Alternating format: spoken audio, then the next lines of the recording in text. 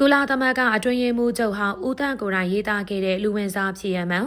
ကမ္ဘာအဆင့်မီငြိမ်းချမ်းရေးခေါင်းဆောင်တဦးဖြစ်တဲ့ကုလသမဂ္ဂအတွင်းရေးမှူးချုပ်ဦးသန့်လိုလူမျိုးကလူဝင်စားလူမျိုးတဘာဝလွန်ဖြစ်ရတွေကိုဆွဲလန်းယုံကြည်တဲ့ဆိုတဲ့ကိစ္စဟာအင်မတန်စိတ်ဝင်စားစရာကောင်းလာပါတယ်။တမိုင်းမှတ်တမ်းတွေကိုပြန်ကြည့်မယ်ဆိုရင်တော့ဦးသန့်ဟာကမ္ဘာအရေးမြမအရေးတွေကိုဆောင်ရွက်နေစမ်းပါတယ်။စာပေဝါဒနာထုံတဲ့စာရေးဆရာတဦးဖြစ်လေအသက်မွေးခဲ့ပြီးတော့အင်မတန်စိတ်ဝင်စားစရာကောင်းတဲ့လူဝင်စားမှုတစ်ခုကြောင့်ကိုရေးသားခဲ့တာပါ။ဒါကြောင့်ဒီကနေ့ရဲ့ရွှေဘို Channel ဗီဒီယိုထဲမှာဆိုရင်တော့1932ခုနှစ်ကန္နာလောကမဂ္ဂဇင်းမှာဦးသန့်ကိုယ်တိုင်မောင်သက်အမည်နဲ့အင်္ဂလိပ်ဘာသာနဲ့ကိုယ်တိုင်ရေးသားထားခဲ့တဲ့အောက်မြန်မာပြည်ကစဘာပွဲစားကိုရွှေအုပ်ရဲ့စံချိန်လာတဲ့လူဝင်စားမှုမှုကဲမှတ်တမ်းတွေကိုဖော်ပြပေးသွားမှာပဲဖြစ်ပါတယ်။ဦးတန်ပြောထားတဲ့ဇလန်အရကိုရွှေအုပ်ဟာရန်ကုန်ကစံကုန်တဲ့ကြီးတွေယုံကြည်အားကိုးရတဲ့စဘာပွဲစားတဦးပါ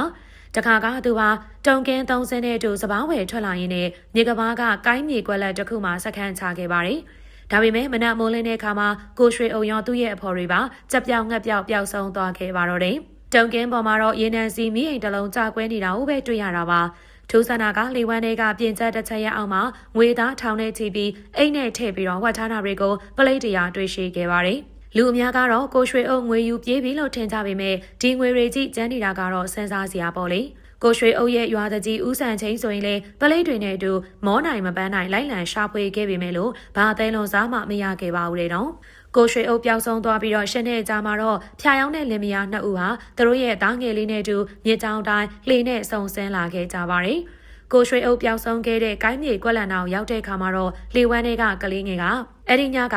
ကျုပ်တို့တုံကင်းတွေစိုက်ခဲ့တာဒီနေရာပေါ့ဒီလိုကောက်ခါငင်ကပြောလိုက်ပါတော့တယ်ကလေးငယ်ဟာသူ့ရဲ့ဟိုဘဝကအဖြစ်ပြက်တွေကိုအသေးစိတ်ပြန်ပြောပြခဲ့တာပါညနေတဲ့ချိန်မှာလူစိမ်းတွေတက်လာပြီးတော့မိအိမ်ကိုကန်ပစ်တာကင်းသမားကိုတတ်တာသူ့ကိုဓာတ်နဲ့ခုတ်ပြီးမြစ်ထဲပစ်ချတာတွေကိုဒစိမ့်စိမ့်ပြောပြခဲ့ပါတယ်အထူးသဖြင့်သူဝတ်ထားခဲ့တဲ့ငွေရည်ချောင်းကိုပြောပြတဲ့အခါဖခင်ဖြစ်တဲ့သူကထိတ်လန့်သွားခဲ့ရပါတယ်အဆိုးဆုံးကတော့အမိန်ပေးပြီးကင်းသမားကိုဓာတ်နဲ့ခုတ်ခိုင်းတဲ့သူကကျုပ်တို့ရွာကတကြီးဦးဆန်ချိန်ပေါ်ဆိုတဲ့စကားပါပဲ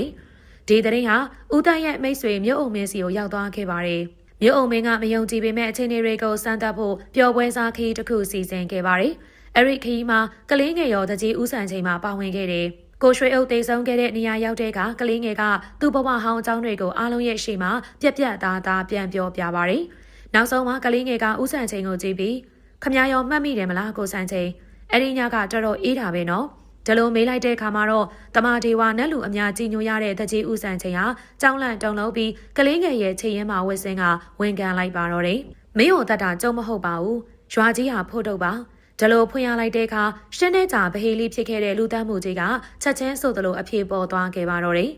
ဒီအမှုကြောင့်တကြီးဦးဆန်ချင်းနဲ့ဖိုးထုတ်တို့ဟာဖောက်ထုတ်ဖမ်းဆီးခြင်းကိုခံခဲ့ရတာပါဦးဆန်ချင်းဟာရွာတကြီးအရာကနေပြုတ်ပြီးကပလီကျွန်းမှာအကျဉ်းချခံရင်းနဲ့ဘဝနေကုန်းချုပ်ခဲ့ရပါတယ်။တေဆုံးသွားတဲ့ကိုရွှေအုပ်ဟာတရားခံတွေကိုပြန်လည်ဖော်ထုတ်ဖို့အတွက်ကလေးငယ်တဦးဖြစ်တဲ့လူပြန်ဝင်စားခဲ့တဲ့ဒီဖြစ်ရဟာဦးတန်းကိုယ်တိုင်အင်္ဂလိပ်ဘာသာနဲ့ကဘာတိအောင်မှတ်တမ်းတင်ခဲ့ရတဲ့အထိထူးဆန်းအံ့ဩဖွယ်ရာကောင်းခဲ့တာတွေကိုအံ့ဩဖွယ်တွေ့ရှိရပါတယ်။ပရိသတ်ကြီးတို့ရဲ့ရွှေဘို Channel ကနေဒီလောက်နဲ့နှုတ်ဆက်ခွင့်ပြုပါနော်။အသေးသေးတော့အကြောင်းအရာတွေနဲ့ပြန်လာခဲ့ပါမယ်ရှင်။